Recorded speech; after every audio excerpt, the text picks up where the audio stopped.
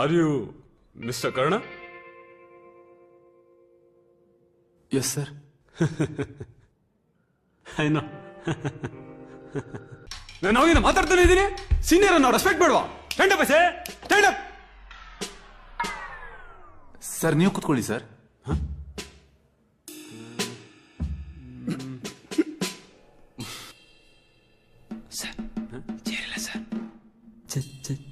ಸೇರಿಲ್ಲ ಸರ್. ಕರ್ಣ, ಏ ಕರ್ಣ, ಬಾ. ರಾತ್ರಿ 8 ಗಂಟೆಗೆ ಅಂತ ಬಿಸಿಲು, ಸನ್ಲೈಟ್ ಕಣ್ಣು ಕುಕ್ತಾ ಇದೆ. ನನ್ ಚೇಡ್ಸಲ್ಲ.